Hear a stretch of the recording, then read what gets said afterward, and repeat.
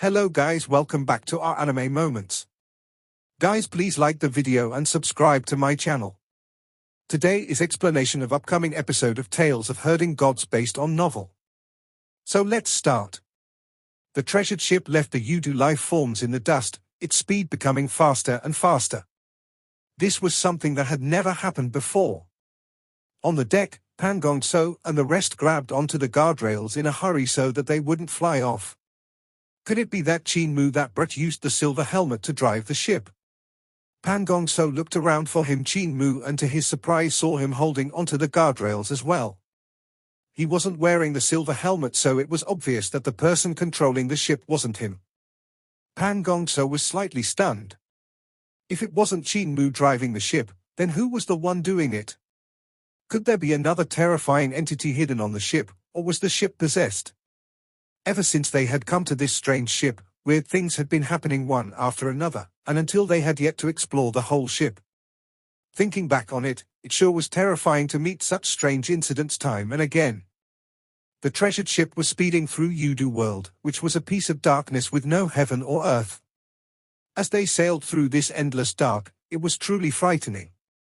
They sailed like this for some time, until the sound of collision rang out and everyone on the ship was almost thrown off. Some of the soldiers and great shamans didn't have a stable footing or grip, so they went overboard. Just as they landed in the darkness outside the ship, their flesh suddenly melted away, and they turned into piles of bones that clattered down. "There's land below," someone cried out in astonishment. Qin Mu looked down and saw that the treasured ship had collided with the peak of a mountain, creating a huge hole in it. It was this collision that had swung the soldiers and great shamans out. The mountain peak was soon left behind as the passengers watched the land below. What was weird about it was that the land wasn't connected, but seemed to consist of islands floating in the darkness. Boom! Once two huge pieces of land collided, the situation became intense. The tectonic plates were pushing against each other, and instantly, several thousand volcanoes erupted at the same time. Lava spewed into the sky with black smoke, reaching from 900 to 1,000 yards, creating a magnificent sight. Countless bolts of lightning flashed in the thick clouds as they ripped through the sky. The lava that had cooled in the sky came raining down as a terrifying rain of rocks. It had astonishing power, as the rocks came crashing down like meteors with long fiery trails. The earth trembled and the mountains swayed. With the rain of lava, rocks, and acid, it seemed like the apocalypse had come. As the treasured ship sailed through the heavy rain, everyone on the ship burst forth with vital chi to prop up shields to block the weird rain and not get smashed to death. Suddenly, there was a clanking sound, and the lava rain changed into diamonds. Diamonds the size of a fist came raining down from the sky. They were created by lightning strikes and scattered all throughout the ship. The treasured ship tilted to one side, so all the lava rocks and diamonds were swept off, then went around a huge volcano and sailed into the distance. On the volcano, lava was flowing like flame dragons from the mouth of the volcano to the bottom. Qin Mu hurriedly took a look and was shocked. In that earthquaking and mountain-shaking destruction, there were actually millions of people walking up the mountain. With lowered heads, they walked silently through all the destruction, acting like zombies. Every step they took seemed extremely difficult, but they still continued to walk forward as if there was a fatal force of attraction in front of them. At the mouth of the volcano, there were already quite a number of people who had reached it, jumping in without any feeling. They were then drowned by the lava rushing into the sky. Besides this huge volcano, there were thousands of others on this piece of land, which also numbered in thousands. Exactly how many people were walking with difficulty through this apocalypse and throwing themselves into the volcanoes was probably uncountable. They aren't people, they are souls. Qin Mu's heart trembled violently. He could see that these were damned souls, and they had no corporeal body. Furthermore, they were not all human souls. Some of them belonged to strange beasts, demons, dragons, phoenixes, and even heavenly devils. The treasured ship passed by volcanoes after volcanoes with countless of souls walking among them. As the volcanoes erupted, flaming red lava rushed into the sky, accompanied by deafening rumbles. With a pale face, Pan Gongso muttered in a trembling voice, "Ye yellow springs, yellow springs." Qin Mu stared blankly, not knowing what this fellow was talking about. What yellow springs? They are going down the yellow springs. Pan Gong So suddenly roared with all his strength. This is the world after we die? We are on the horns of Earth, Count. Qin Mu shuddered when he finally understood Pan Gong So's words. Their ship was currently sailing between the horns of Earth, Count. These lands weren't lands, but sections of Earth, Count's horns. The meaning behind Earth, Count's 9 pacts came from the 9 bends. They meant that the 2 horns of Earth, Count had 9 bends, like a flowing river. Because of that, the 2 horns of Earth, Count were also sometimes called 9 bends yellow springs, which likened them to 2 trails of yellow springs. Qin Mu couldn't help feeling his scalp crawl. It did indeed look like this place was called the Yellow Springs. Because of the volcanoes erupting continuously, the lava spread across the sky and lighted the land. Looking from afar, it probably seemed like a yellow or red river. However, weren't these 2 horns a little too huge? Was this even still a god? Pan Gong So seemed to have suffered a severe setback once and was now a little crazed. He muttered, "This was the truth I had once seen. I can't die, I definitely can't die, whoever that likes to die can die, I must definitely live on." The treasured ship finally sailed through the lands and left. Qin Mu turned back to take a look and could finally saw the full appearance of the 2 horns. Lava spewed out from the lands and connected all of them together. The lands on top were the sky of the lands below. With such connection, the countless pieces formed 9 bends which looked like 9 bends yellow springs from afar. Countless souls were guided in from God knows how many worlds into these lands, to jump into the yellow springs. And yet they were only the horns of the incomparably humongous Earth, Count. Looking down, Qin Mu didn't know how long the 2 horns were. They were hidden deep in the darkness, their end unable to be seen. Under the 2 horns had to be Earth, Count's head. Legend said that he had a tiger's head while his horns were those of a bull. Qin Mu, however, could see the head at all. He shrunk back and made a decision deep in his heart. The Pact of Earth, Count could never be signed carelessly. If he did so and it took effect, he would probably never be able to make a comeback. He was sad, though. His father had signed the Pact of Earth, Count. Once it was signed, it would be difficult to make it void. The treasured ship sailed faster and faster, coming to the sky above another piece of land. This was a crumbling world shrouded in darkness. Paper boats with dead souls floated over from the black. Many of them sailed past the treasured ship and floated towards the land of the 9 pacts. The clothes of the souls were all tattered, and they all belonged to Heavenly Devil Horde, the Heavenly Devil race. However, none of them were the fiendish ones Qin Mu had seen in Great Ruins. Instead, they were all old, sick, and weak. Countless paper boats floated past, which made it obvious that an extremely large number of people from Heavenly Devil Horde had died. Under normal circumstances, there wouldn't be so many deaths. Even a large-scale war wouldn't cause so many people to die at the same time. Oh soul, come back. In the time and space of the darkness, vibrations could be faintly felt. They were the miserable shouts of a devil god in another world as he chanted in a devil language. Qin Mu looked towards the source of the voice and could faintly see an 8-armed 4-headed devil god standing in the pitch-black space bawling. With a world between them, he couldn't see or hear him clearly. It seems like Dutian Devil King is crying. Qin Mu was slightly stunned that the figure that standing in the crumbling world was Dutian Devil King. His power was so great that the crumbling world couldn't confine his figure and voice. With the Dutian world between them, he called for the souls of his people, trying to summon those who had died back. O soul, come back. Go not down to the land of darkness, where the 9 pacts of Earth Count lie, in the dreadful horns on his forehead. He has a great humped back with bloody thumbs, pursuing men swift-footed. 3 eyes in his tiger's head, while his body is that of a bull. O soul, come back, lest you bring on yourself disaster. O soul, come back, and enter the gate of the city. Skilled priests call for you there, walking backward to lead you in. The treasured ship sailed forth, and Dutian Devil King's voice became softer and softer until Qin Mu could no longer hear what he was crying. The treasured ship left Dutian world, which was in the process of dying and because of which there were so many heavenly devil hordes people around. Qin Mu turned back and saw many paper boats floating into Yudu from Dutian world, and his heart became sorrowful. Maybe this would be the future of the world they were currently in as well. After some time, they came to another land in the darkness. Specks of divine light lit up the darkness hazily, revealing some life forms of Yudu moving about. The speed of the treasured ship gradually became slower, and the people in it could finally see what were those divine lights. They were the rays given off by the god statues in every village. Some of them were also given off by ancient ruins. The ship had traveled to great ruins. Qin Mu's heart stirred slightly. When nighttime came to great ruins, the place got connected to Yudu. There was a part of great ruins that was overlapped with Yudu. When night came, there would be life forms from Yudu coming out for activities. At that time, Yudu world was dominant, suppressing the real world. However, when the day came, the real world would overshadow Yudu world. In the darkness, wherever the rays shone upon was the real world, and each of the rays was the entrance to the real world.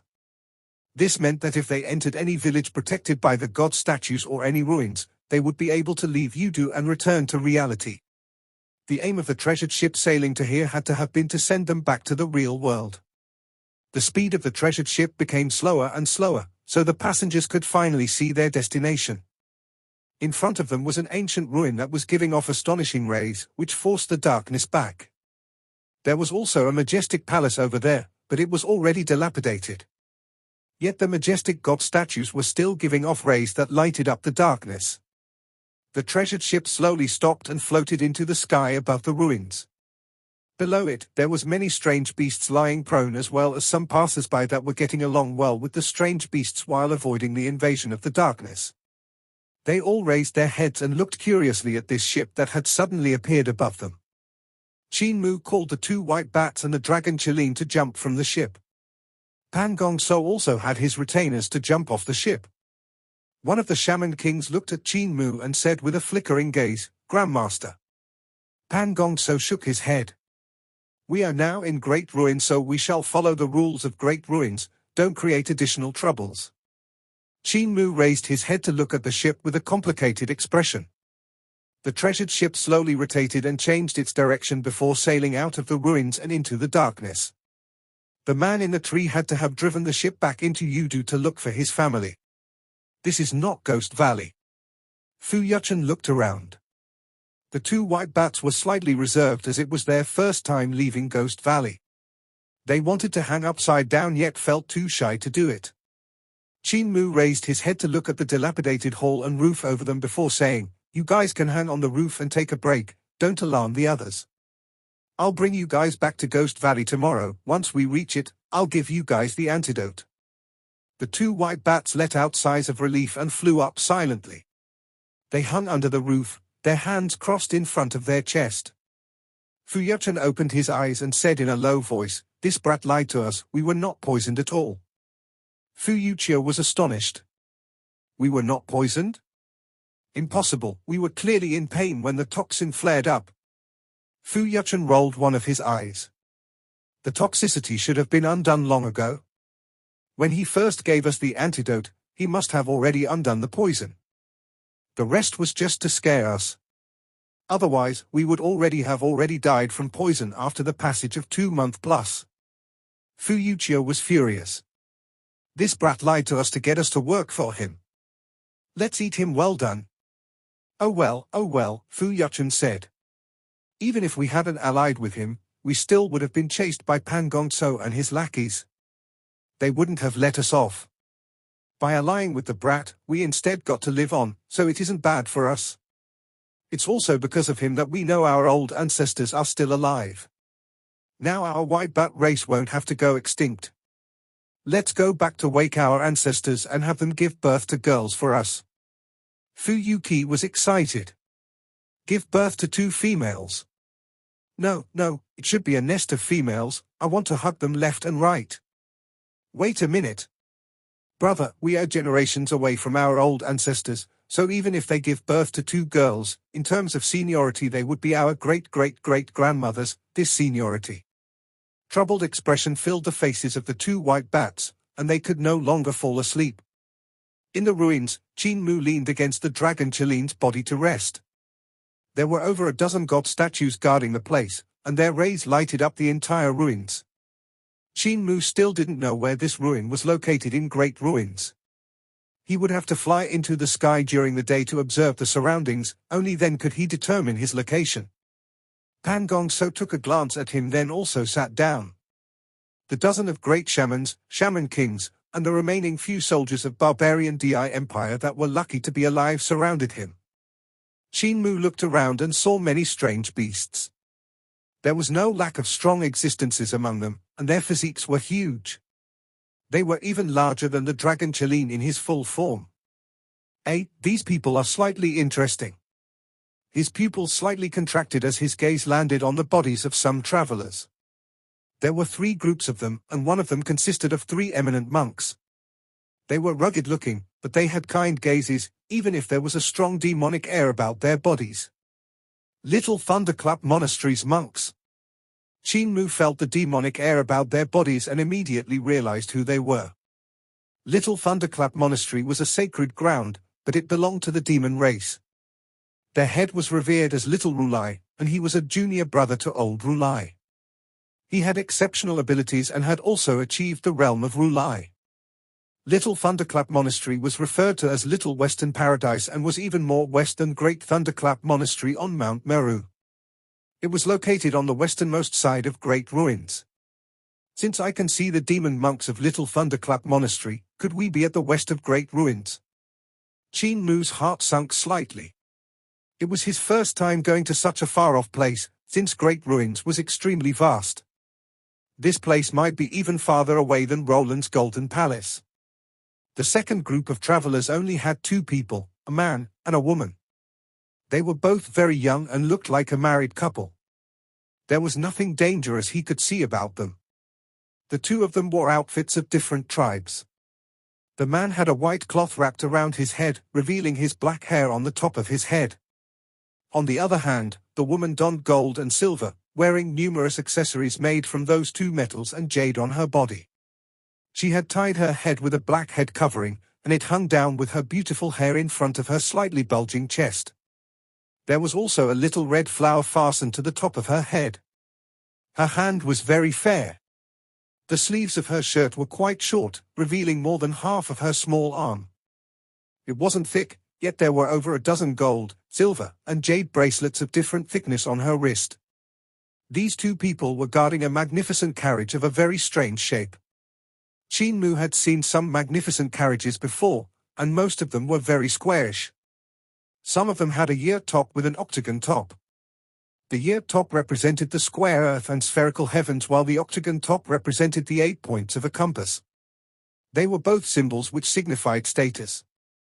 This carriage, however, was circular, with a circular base and a circular top. The ornaments hanging around the carriage also had the feel of a different tribe. The third group of people was 100 divine arts practitioners. Their appearance and clothing were also of a different tribe. All their pupils were blue, but Qin Mu also didn't know from which country they came. These divine arts practitioners had murderous intent leaking from their eyes and would glance toward the young married couple and the carriage from time to time. "Cult Master, the atmosphere isn't right," the dragon Chilean said after opening his eyes secretly. "There are way too many spirit weapons on that woman's body, and the abilities of those divine arts practitioners are all very strong." Qin Mu raised his eyebrows. The eyesight of the dragon Chilean was indeed not bad. The gold, silver, and jade accessories that the woman was wearing were all spirit weapons. When Qin Mu glanced at them with his green heaven's eyes, each and every spirit weapon was giving off dazzling spirit ray which showed that their power wasn't weak. To hang so many spirit weapons on her body, her abilities couldn't be weak. Pan Gongso had also noticed these people and gave instructions to 2 of the great shamans in a low voice. One of them immediately rose and went to the side of the young couple, greeting them before inquiring about their origins. He then came back to report. "They said they are from True Heaven Palace of West Earth. They asked if we could assist them." "True Heaven Palace of West Earth?" Pan Gongso said. Since they are Qi refiners of West Earth's true heaven palace, we have no association with them and no need to guard against them. As for their matter, we won't help. The other great shaman also came back from inquiring and said, those divine arts practitioners are from True Heaven Palace, they wish we don't interfere with them. They are both from True Heaven Palace. Astonished, Pan Gong So smiled. It seems like an internal strife, so there's no need for us to bother with them. Those 3 demon monks are from Little Thunderclap Monastery and there's some grudge between them and our Roland's Golden Palace, so we should guard against them. Roland's Golden Palace frequently captured humans and demons to cultivate and had quite a number of clashes with Little Thunderclap Monastery due to capturing quite a number of demon monks from there and using their souls to cultivate. The 3 monks also saw through the origin of Pan Gong So and his followers. They looked at each other, but they didn't make a move. Pan Gong So said in a low voice, since we met with people from Little Thunderclap Monastery and West Earth, it means that this place is in the west of Great Ruins. It shouldn't be too far from Little Thunderclap Monastery so the 3 monks can't be left alive. After the sun rises, we'll get rid of them immediately. Everyone acknowledged. As for Cult Master Qin, he looked towards Qin Mu who was currently rummaging through a Dao Tai sack. He sensed his gaze and raised his head to give him a radiant smile. He looked like a sunshine bright boy. The Dao Tai sack that Qin Mu was holding was that of Pan Gong So. He took out items from the inside and examined them over and over again, playing with each and every one of them. What a huge hammer! He raised a white bone huge hammer and gently swung it. Instantly, countless skulls came out from the huge skull on the top, spewing soul fire in all directions. Qin Mu shook it again, and the huge skull opened its mouth to suck the smaller skulls back into its mouth. There's actually also a sword pellet inside. Qin Mu returned the white bone hammer into the Dao Tai sack and took out a sword pellet. Once he executed it gently, countless fine swords that were like hair surrounded his palm. Cultivating to such a fine realm, your technique sure is profound. Is this the refining method of Dao Sect's Dao sword? Doesn't seem so. Qin Mu shook his head. Dao sword only needs one sword and that's it. Old brother Pan, your cultivation isn't there yet. No wonder your Dao sword is only SOSO and not as good as that of Dao Master. Pan Gong So grunted and sneered. The Dao Tai sack you stole was merely a fraction of the wealth I have accumulated throughout all my lifetimes. He lowered his voice and instructed the shamans on his left and right, tomorrow morning, you shaman kings shall get rid of the 2 white bats and that fat cat, the rest will work together to get rid of the Qin brat. Qin Mu checked the items in the Dao Tai sack before standing up and walking towards the 3 demon monks. He greeted them. Senior brothers. The 3 demon monks that had been meditating hurriedly got up to return the greeting. Senior brother. The 3 monks wore wide robes with large sleeves, but even though their robes were big, they still couldn't cover their legs, revealing razor-sharp talons and thick bird legs that were covered in feathers. Are the 3 of you from Little Thunderclap Monastery? Qin Mu asked. Does Little Rulai have a disciple that's a devil ape, his name in religion Kong? The 3 demon monks were astonished for a moment, then nodded. Senior brother, Rulai bestowed him the name in religion of Zhong Kong, and is indeed Rulai's disciple. May I ask how do you know Zhong Kong? Qin Mu smiled. I'm Heavenly Saint Cult Master, and he's my sworn brother so I naturally know him.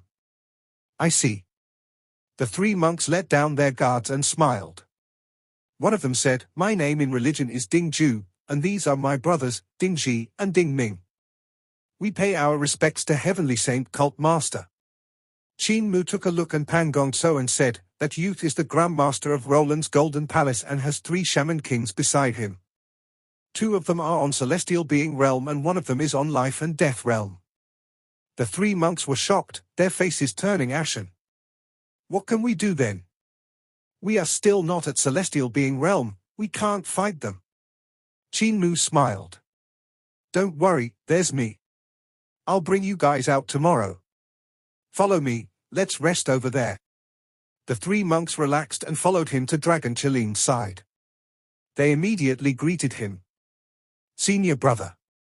The Dragon Chilin was already asleep so he didn't bother replying. The 3 demon monks had good tempers so they didn't take it to heart. They greeted the two white bats that were hanging from the roof as well. Senior brothers.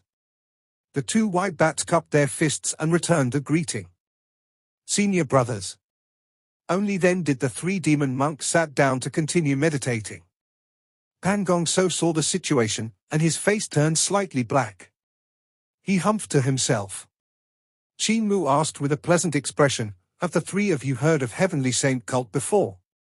Ding Ju shook his head. "We have only moved around in great ruins, so we have not heard before." Qin Mu was ready to speak more when the male divine arts practitioner that was guarding the carriage walked over and bowed. "This senior brother." Qin Mu rose and returned his greeting before shaking his head. "Please hold your tongue." The divine arts practitioner asked in astonishment, "Senior brother, why do you say so? You guys are being chased by these strong practitioners, having escaped to great ruins. I won't ally myself with you guys." Qin Mu shook his head. "They have too many people and not one of them is weak. I have enough trouble just protecting myself, so I would only be seeking death by allying myself with you. Please go back." The man revealed a disappointed expression and returned back to the carriage, saying something to it in a low voice. The voice of a little girl came from the carriage. "Mother, does that big brother not want to help us?" Another charming voice came from the carriage after a sigh. "There is not one righteous person in great ruins to save us, mother and daughter." Qin Mu raised his eyebrows. "Righteous person? I'm definitely not a righteous person. I'm the heavenly devil cult master. If I don't do evil, people should already be celebrating. Yet they ask for me to still be a righteous person? Che, I only did good deeds when I was young and hot-headed, now that I've grown up." The night seemed to pass by very slowly, with everyone in the ruins having different intentions. It was hard to say how much later a hen dragon flapped its wings among the strange beasts and rose to the roof of a dilapidated hall to crow toward the sky. Instantly, the darkness withdrew, and a ray of sunlight shone over from the east, hitting the mountains outside the ruins and lighting up the mountain peak. The sun had come out, so Qin Mu rose. He pushed Carefree sword into the sheath he had carved yesterday. Giving a kick to the dragon Qilin, he woke it up as well as the two white bats. The dragon Qilin crawled up, his eyes were filled with vigor. "Cult master, today's ration." Qin Mu rummaged through his Doutai sack. He didn't have much of the scarlet fire spirit pills left, but he still gave away the full meal. The two white bats let go of their purchases and fell to the ground from the roof. The three demon monks also opened their eyes and took out clear water and biscuits from their backpacks. Their biscuits were made from crushed insects. The monks of Little Thunderclap Monastery were of the demon race, so they weren't strictly vegetarian and didn't have as many rules as monks of Great Thunderclap Monastery. These three were bird-strange beasts, so they still liked eating insects. For the convenience of carrying them around, they had squashed them into biscuits. Ding Ju split half of the insect biscuit to give it to Qin Mu, and he gave it a try. The taste was actually not bad, fragrant and crispy. The crowd of beasts started to move, and the people in the ruins also began to follow the crowd out, each and every one of them on alert. Only Qin Mu was slightly absent-minded.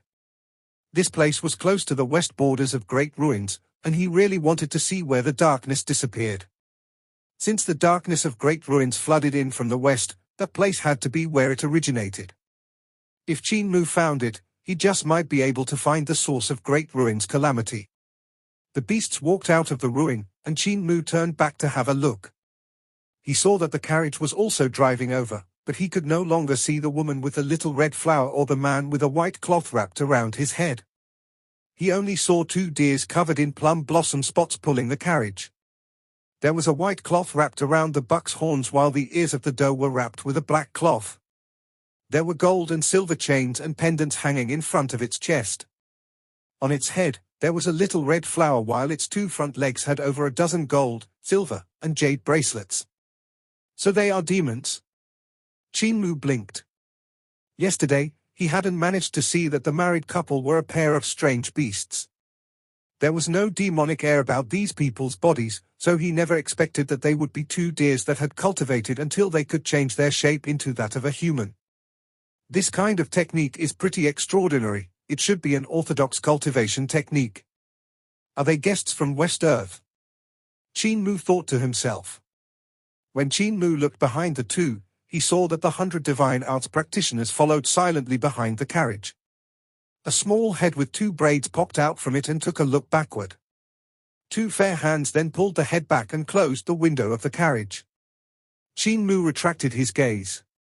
While he sat on the back of the dragon Qilin, carefree sword was ready to come out of the sheath at any time while the flying swords in his Dao sack were slowly stirring.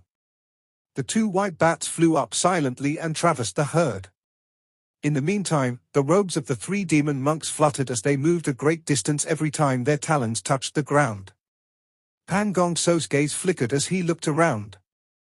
In the herd among them, there was no lack of abnormally strong strange beasts. There were also rules among the strange beasts, so if they were to attack now and agitate the herd, they would probably still get attacked by everyone. In time, the herd started to disperse. At that moment, the 2 deers pulling the carriage began to sprint, pulling the carriage away at a fast speed. Behind them, the 100 divine arts practitioners also sped up to give chase. Naikue, stop running. Naikue, in the Hong language, means princess mother. Vital chi flooded out from the carriage, and numerous grasses and trees started to grow frantically, becoming incomparably long and thick. A forest that took up a hectare seemed to come alive.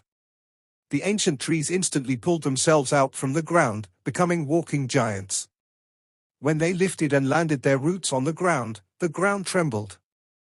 Then, the trunks changed into incomparably thick fists that blew every single one of the pursuers away. The trees in great ruins were very huge. Most of them were dozens of yards tall, but there was no lack of those that were as high as mountains as well. With the marvelous divine art of the woman in the carriage, these trees became even more gigantic in stature and gained boundless strength. The vines in the forest became akin to demons as they coiled around the divine arts practitioners in a snake-like manner, strangling them to death. Qin Mu's eyelids kept twitching from this sight. This kind of divine art was rarely seen and was slightly similar to Earth Eon creation technique, however, it was even more overbearing. The earth trembled and the mountains shook as the tree giants wreaked havoc. However, the divine arts practitioners of the different tribe had good reaction speed, as they executed their own divine arts. Shrieks came out from the huge trees and vines, and white lights that seemed like spirits but were not spirits, as well as souls that were not souls, came flying out from the flora. The tree giants then collapsed, and the green vines withered. One of the divine arts practitioners waved his hand, and a mountain trembled and rumbled. Countless rocks rolled down in all directions, and the mountain transformed into a giant which swung its huge fist to smash the carriage. The doe in front of the carriage lifted both of her hooves, and the gold and silver bracelets on them flew out to bind the fist of the mountain giant, crushing it. The other fist of the mountain giant then came bombarding over, and the doe grunted. She stomped her feet, and countless green grasses grew frantically. They were like swords, stabbing into the gaps between the mountain rocks of the mountain giant. They planted their roots inside its body and sprouted, causing it to instantly break down into pieces and crumble. The 2 deers immediately put in a burst of speed to get the carriage away from there. What divine art is this? Qin Mu was astonished to no end. These people seemed to be borrowing the power of heaven and earth to strengthen the power of nature, transforming it into divine arts. This kind of action was different from what Eternal Peace Empire did as well as the countries surrounding it. It's the divine arts of West Earth's true heaven palace, the dragon Qilin said in a low, muffled voice.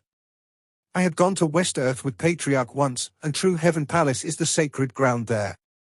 The divine arts over there are different from those in Middle Earth. They believe that all things have spirit and soul, even the grass, wood, rocks. In those people's eyes, all of these have their own spirits and divine treasures. Therefore, their path is of everyone and everything having spirit and soul. Patriarch said that they aren't bad at all. All things have spirit, all things have soul. Qin Mu exclaimed in admiration. The divine arts of West Earth had taken a different path from everyone and were indeed worthy of being learned. For the young patriarch to praise them being not bad meant that true heaven palace was indeed worthy to be called a sacred ground.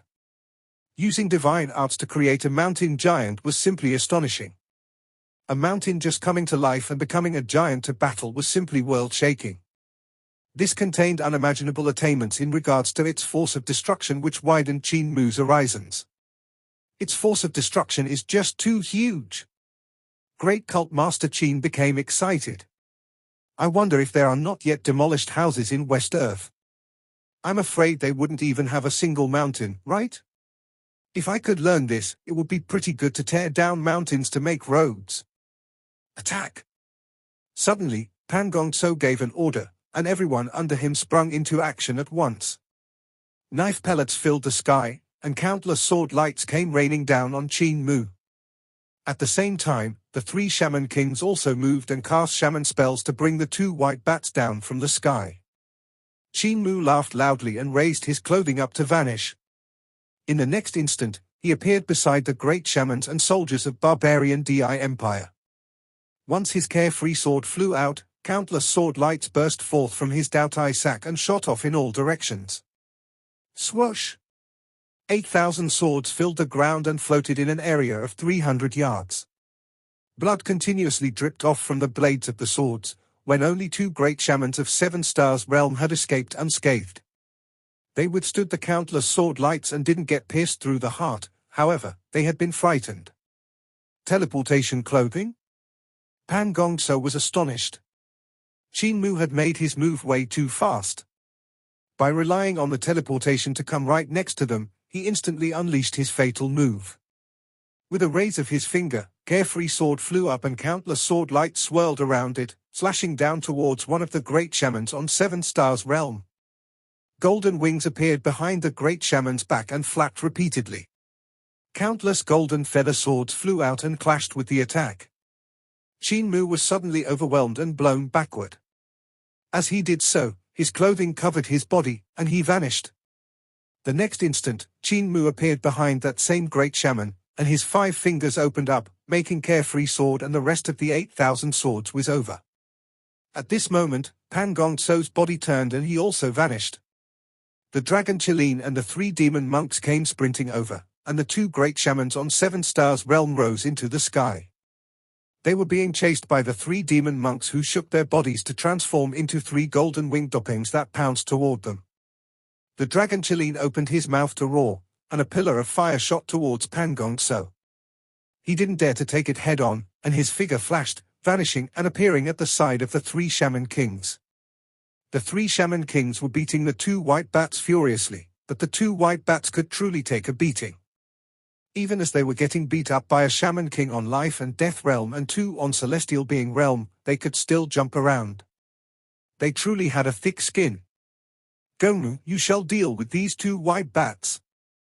The other shaman kings, kill those 3 bald donkeys. Pan Gongso said sternly. We have to get rid of them. Shaman King Gongmu was a great expert on life and death realm, so he alone was enough to suppress the 2 white bats. Even though he couldn't beat them to death, he could prevent them from coming to support Qin Mu. 2 shaman kings on celestial being realm and 2 great shamans on 7 Stars realm were more than enough to kill 3 demon monks and the dragon Qilin, as the 4 of them had not yet cultivated to celestial being realm. Just as Pan Gongso said those words, he saw Qin Mu taking out a black jar from his Dao sack, and his scalp couldn't help crawling. He shouted sternly, "Move back quickly." He activated the teleportation spell, and his figure immediately vanished. Even though his cultivation had already reached 6 directions realm, he still couldn't teleport too far away. He could only cover about 2,000 yards. Pan Gongso turned back to look and saw that Qin Mu had already smashed the black jar. Incomparably dense black smoke started to spread in all directions and instantly covered an area of several hundred yards. Shaman King Gongmu and the other 2 shaman kings hurriedly rushed away and didn't get caught up by the black smoke. Yet even after escaping with their lives, they couldn't help feeling a lingering fear. The corner of Pan Gongso's eyes twitched furiously. This was the shaman poison he had refined in his previous lifetime, and it had an extremely intense toxicity. If a soul or primordial spirit was tainted by it, the soul would corrode and the primordial spirit would rot. Even great experts on life and death realm would lose their lives and go to the Yellow Springs in a few breaths' time. Qin Mu's action of smashing the jar was clearly to drag everyone down and kill them together. That's not right. This black smoke isn't like the shaman poison I created. Pan Gong So's heart jumped. Even though this black smoke was similar to his shaman poison, he was an expert on shaman poison. He quickly saw through the trick and knew that the black smoke was just smoke and not shaman poison. It was obvious that the Qin rascal had not been lazing around yesterday night. He had to have created a black jar sneakily and made some black smoke to store inside it. He had 2 Dao sacks, so if he had made something in one of them, no one would know what he was making. Crap, we were tricked. Pan Gong So's expression turned black, and he wanted to fight his way back. However, the 2 great shamans on 7 Stars Realm had already been gotten rid of by the 3 demon monks, while the 2 white bats had once again crawled up with vigor. He wanted to return to fight more, but then he saw Qin Mu taking out another black jar from his Dao sack and couldn't help hesitating. Qin Mu laughed loudly and said in a clear voice, "Old brother Pan, farewell." Pan Gong sneered and shook his sleeves. Looking at the 3 demon monks, he suddenly said loudly, "Monk Ding Ming." The 3 golden-winged dopengs lowered their wings and transformed back into 3 demon monks when they landed on the ground. They had the bodies of humans with bird talons while wearing the loose Buddhist robes. Monk Ding Ming raised his head and said, "Here." Pan Gong So bowed and paid his respect. Suddenly, an apparition of a devil appeared behind him which stood on a sacrificial altar. That devil also bowed and paid his respect. Monk Ding Ming gave a cry of astonishment, and his body couldn't help reverting back to its true form, the golden-winged dopeng. Loud snapping sounds came from his body as his 3 souls and 7 spirits split. He then collapsed to the floor, dead. Qin Mu couldn't help feeling his skin crawl. Monk Ding Ming was a great expert on 7 Stars Realm, yet he had actually died from a pay of respect. This was the divine art that Grandmaster used to kill people after learning their name, the divine art that caused Butcher to not dare to reveal his true name. How do I counter this? While Qin Mu thought until this point, Pan Gong So, whose face was slightly pale, spoke up again. "Monk Dingji." Monk Dingji kept his mouth shut and didn't reply. Pan Gong So bowed to him nonetheless, and the apparition of the devil on the sacrificial altar also bowed. Monk Dingji then gave a loud cry and instantly died an unnatural death. Blood leaked out from the corner of Pan Gong So's mouth as he sneered. When he looked at Monk Dingju, the latter felt his skin crawl, and he spread his wings to fly away. Dingju. Pan Gong So paid his respect, and Dingju's souls and spirits dispersed in midair. The corpse of the golden-winged dopeng fell from the sky. Pan Gong So spat out a mouthful of blood and looked at Qin Mu ruthlessly before turning around. "If you had not used a fake name, it would have been this easy for me to kill you." The 3 shaman kings immediately caught up with him and vanished into the forest. This video will end here.